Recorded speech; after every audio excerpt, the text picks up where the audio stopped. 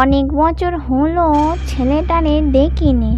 শুনেছি ছেলেটা নাকি একটা বিয়ে করে গুণবতী বউ এনেছে। তো যাই আছে একটু ছেলেটারে দেখে আসি, আর বউয়ের হাতে দুটো ভাত খেয়ে আসি। বেঁচে থাকতে তো আর জুটলো নে।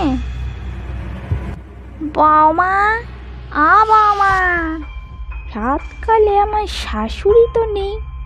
শুনেছি সে তো কবেই মরি ভূত হয়েছে। তাহলে এই নেকি সুরে আবার কে জানে কে ডাকে আমায় এই রাত দুপুরে? কে কে? ওরে বাপরে, ভূত! ভূত! আরে আরে বৌমা, ভয় পাও না, আমি হলাম গিয়ে তোমার শাশুড়ি মা। এই দেখো, কটা দিন আমি এখানেই থাকবো ছেলের কাছে। যাও যাও, তাড়াতাড়ি একটু রেঁধে বেড়ে আনো, বড্ড খিদে পেয়েছে। অনেকটা পথ এনেছি কি না, বেশি কিছু না, ওই একটু কচি পাঁটার মাংস আর ওই বিরিয়ানি না বিরিয়ানি কি যেন বলে, ওইটা করো। হ্যাঁ হ্যাঁ, এক্ষুনি যাচ্ছি, বিরিয়ানি করে আনছি। এ বাবা, বিরিয়ানি তো আমি কোনোদিনও চোখেই দেখিনি, তা বানাবো কি করে? যদি বলি জানি না, তাহলে যদি আমার ঘাড়টা মটকে দেয়। ওরে বাবারে, না বাবা, যা যা পারি তাই করি।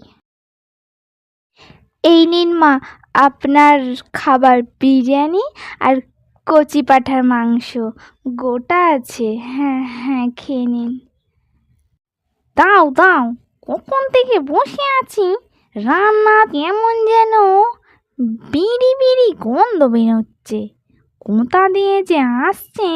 হ্যাঁ গো বৌমা, তুমি কি বিড়ি খাও নাকি? না না, আমি তো বিড়ি খাই না।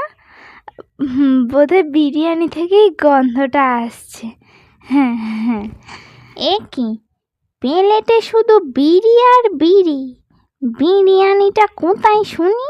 মা, বিরিয়ানি রান্না করতে গেলে তো বিড়ি লাগবেই, বিড়ি ছাড়া তো বিরিয়ানিও হবেই না। কি বললে? বিড়ি দিয়ে বিরিয়ানি? হায় ভগবান!